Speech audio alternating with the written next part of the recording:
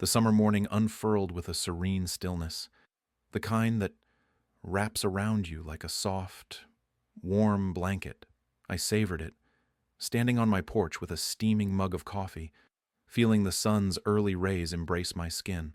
The neighborhood was quiet, save for the distant hum of a lawnmower and the rhythmic chirping of birds which seemed to narrate the dawn. My yard, a patchwork of vibrant greens with splashes of colorful blooms, stood as the proud centerpiece of our street. It was a peaceful slice of suburbia, until Karen moved in next door. Karen, with her clipped tones and staccato footsteps, had arrived like a sudden storm. Her presence was felt even before she was seen. Like the prickling of static before a thunderclap, she was the newly minted head of our homeowners association, wielding the title like a scepter. And in her world, power was asserted through rules and regulations, meticulously enforced to the letter. At first, Karen's actions were minor irritations, like the relentless buzz of a mosquito, a new edict prohibiting lawn ornaments, a directive on acceptable window treatments. Petty. Really, I let them wash over me like a gentle drizzle, knowing they'd pass. Life, after all, was too short for small battles. But then she set her sights on my sprinklers.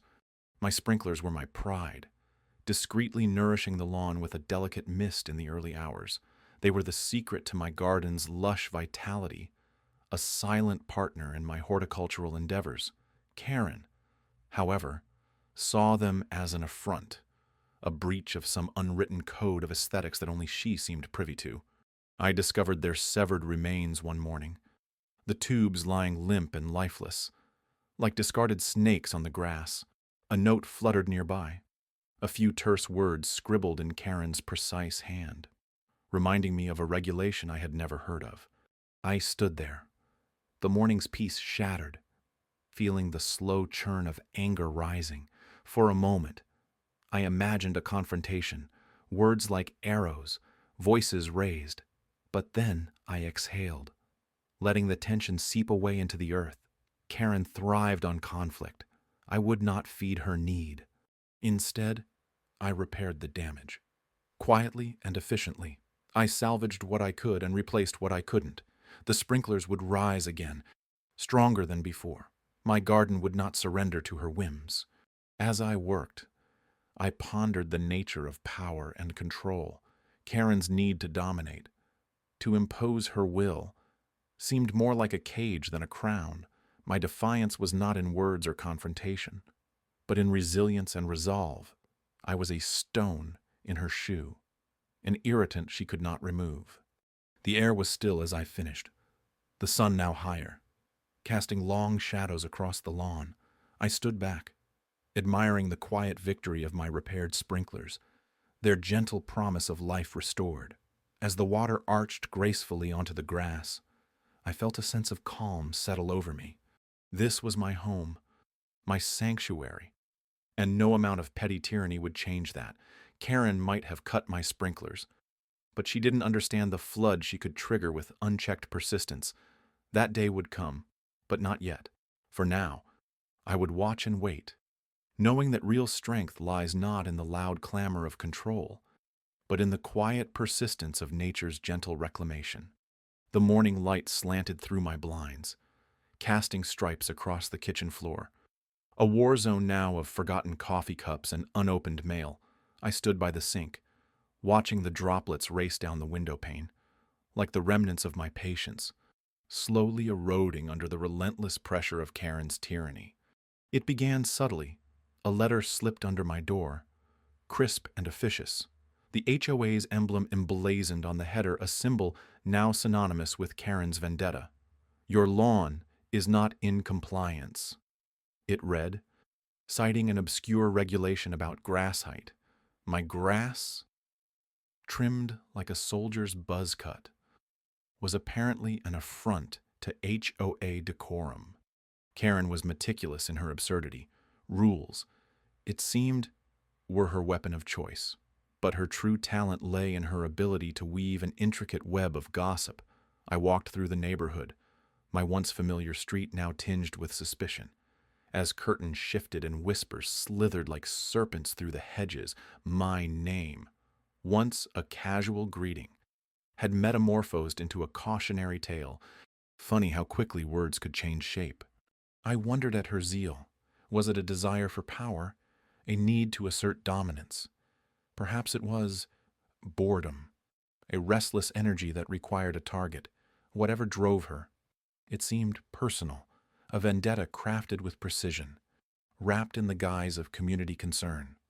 Each citation arrived with mechanical regularity, like clockwork. A fence post an inch too high, a shade of paint not approved by the ever-changing palette of HOA standards.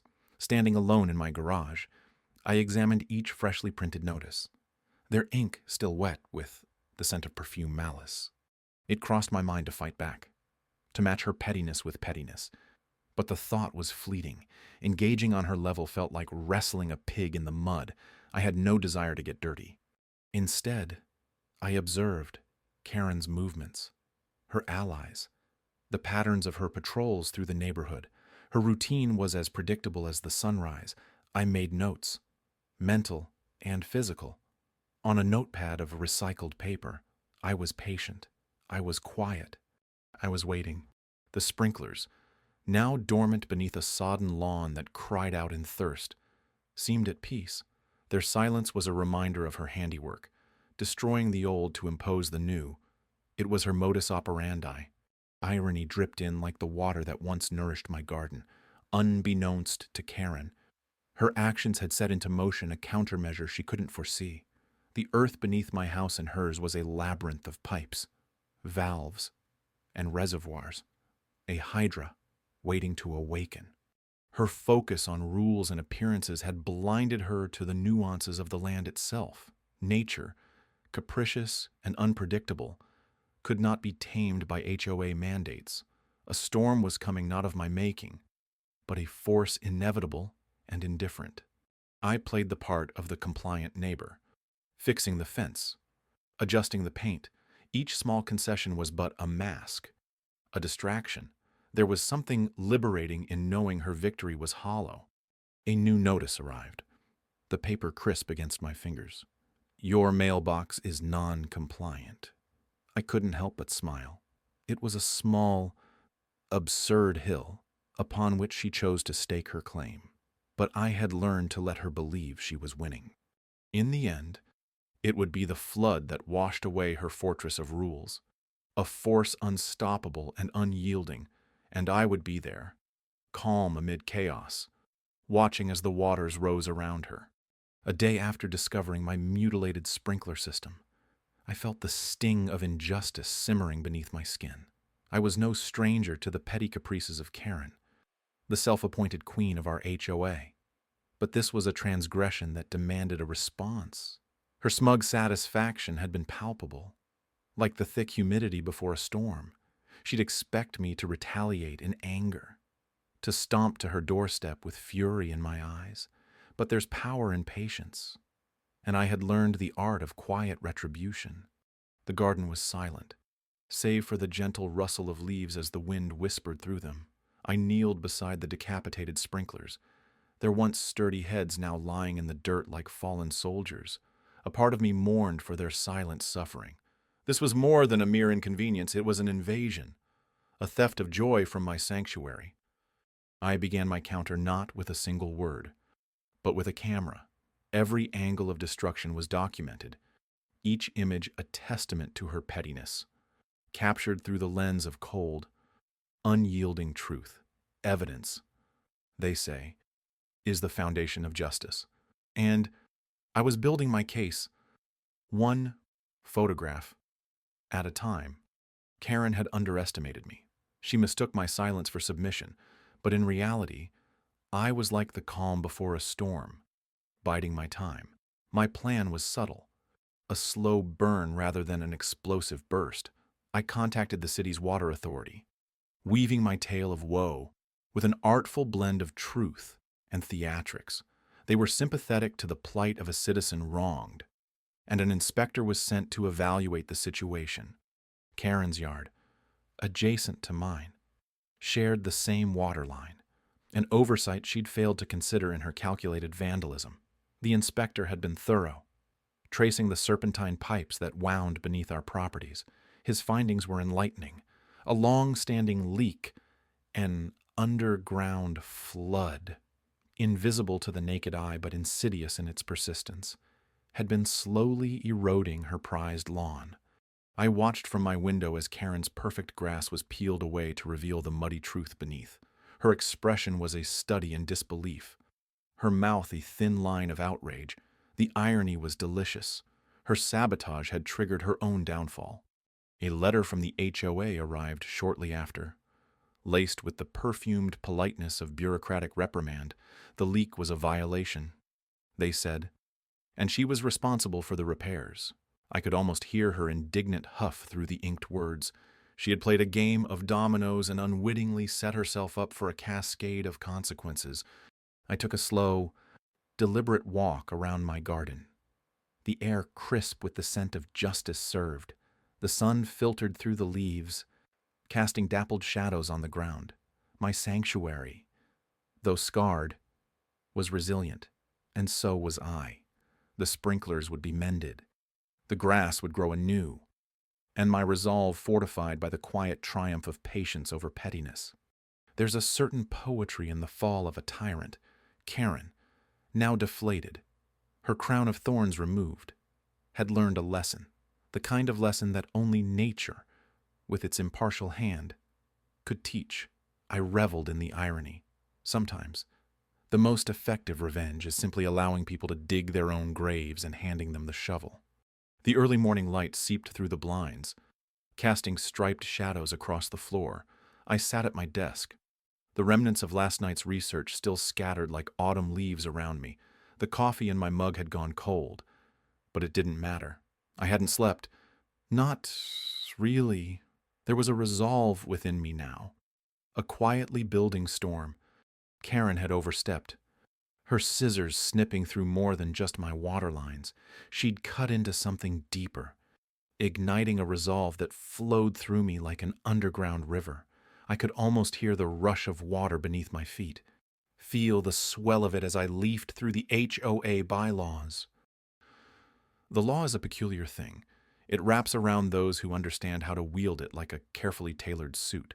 Karen thought she wore it well, brandishing it like a scepter. But I knew better. There were threads in the fabric she hadn't noticed, strands that could unravel everything.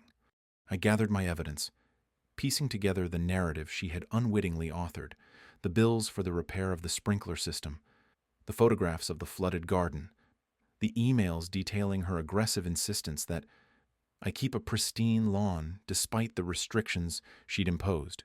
Each piece was a brushstroke on the canvas of her downfall. In a small town like ours, the HOA held power, a gravitas that affected every resident's life, and in that same small town, reputations were as fragile as porcelain. They could be shattered with a single well-placed remark, a whisper, a revelation. Karen had long believed herself untouchable, her position on the board a fortress. But every fortress has a door, and I had found the key.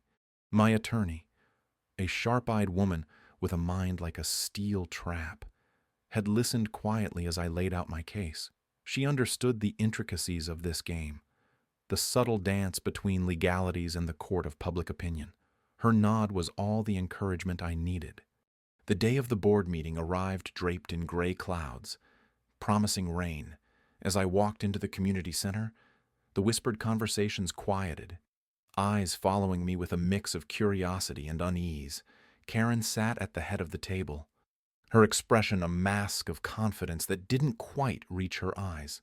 I remained silent as the meeting commenced, my heart a steady metronome in my chest. When the time came to present my case, I rose slowly, letting the weight of the moment settle over the room. Words tumbled out, measured and precise, each one a stepping stone, leading to an inevitable conclusion. When I revealed the evidence, the reaction was palpable. Gasps, murmurs, a ripple of shock that spread like wildfire. Karen's face blanched, her bravado crumbling under the weight of the undeniable truth laid bare before her peers. She tried to regain control, her voice sharp, but it wavered like a tree in a storm. Her attempts to dismiss my claims were futile, her authority eroding with every passing second. The board members exchanged glances, the balance of power shifting like tectonic plates beneath her feet. In that moment, I understood the true power of water. It could carve canyons, erode mountains, reshape the land, and in this quiet room, it had reshaped the landscape of our community. Karen had triggered a flood, but it was her own domain that was now submerged. Her reign, it seemed, was over. As I left the meeting, the first drops of rain began to fall, a cleansing baptism for a neighborhood long under the shadow of her rule. I walked home slowly, savoring the fresh scent of possibility in the air. The storm had passed, and in its wake, I found a quiet peace, a new beginning. The early morning light filtered through my curtains, casting a soft glow across the room. I sat by the window, a gentle breeze whispering through the trees, carrying with it the scent of wet grass and earth. My gaze drifted over the freshly repaired sprinkler system, now gleaming with an almost defiant resilience. It was hard to believe that just days ago, this serene view had been the epicenter of chaos, all thanks to Karen. Her meticulously crafted world had crumbled beneath her own hands, a self-inflicted flood of consequences washing away her pretensions of control. The irony was palpable, as if the universe itself had handed her red tape and she had wrapped herself in it. The HOA meeting loomed, the last chance for Karen to cling to her shattered regime. I could sense the tension in the neighborhood, a collective anticipation for what was to unfold. The community hall was filled with a quiet buzz of whispered speculations, the air thick with unspoken agreements and shared glances. Karen arrived, her posture rigid, eyes scanning the crowd with a mixture of defiance and vulnerability. The flood had done more than disrupt her plans. It had exposed her fragility to those she sought to dominate. She was an emperor without clothes in a kingdom she could never truly own. As the meeting commenced, a hush settled over the room. The usual formalities proceeded, each word a step closer to the inevitable. My heart beat steadily, each thud a reminder of the journey that had brought us here. The sprinkler sabotage had been Karen's downfall.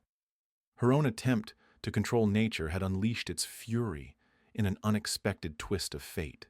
The community, once divided by her machinations, now stood united in silent agreement. They had tasted freedom and saw the power in their collective. Karen, for all her bluster and bravado, was but a single thread in the tapestry of our neighborhood. She could pull, but she could not unravel us all. As the discussion turned to the flood, a collective intake of breath was palpable. Karen shifted in her seat, the brief facade of confidence slipping. Here was her moment of reckoning. A lone voice broke the silence, succinct and cutting through the tension like a knife.